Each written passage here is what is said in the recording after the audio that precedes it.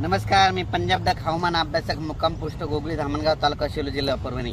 खास करून महाराष्ट्रातल्या शेतकऱ्यासाठी अंदाज येत आहे. तर सर्व शेतकऱ्याला सांगू इच्छितो की आता काय करा, 4 तारखेपासून ते 10 तारखेपर्यंत जोरात पाऊस पडणार आहे, मुसळधार पडणार आहे, वडे नाले पडणार आहे. म्हणून हा अंदाज सगळ्या शेतकऱ्यांना लक्षात घ्यायचा. दररोज वेगवेगळ्या भागात जोराचा पाऊस पडणार आहे, म्हणून हा अंदाज लक्षात घ्यायचा.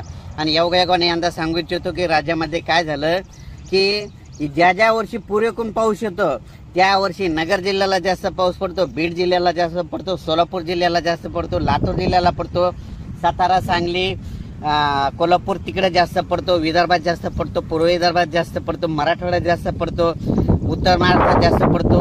म्हणून हा अंदाज सर्व शेतकऱ्यांना लक्षात घ्यायचा. आणि योगायोगाने यावर्षी पुरेपूर पाऊस आलाय आणि त्याच्यामुळे यावर्षी चांगला पाऊस राज्यात पडणार आहे, म्हणून हा अंदाज लक्षात घ्यायचा.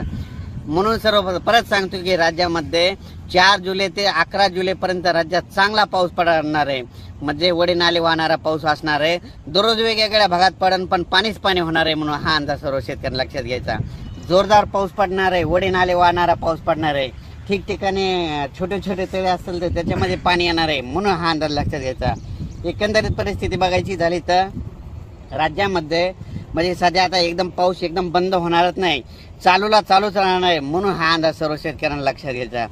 अचानक वातावरणात बदल झाला तर लगेच एक मेसेज दिला आहे. धन्यवाद.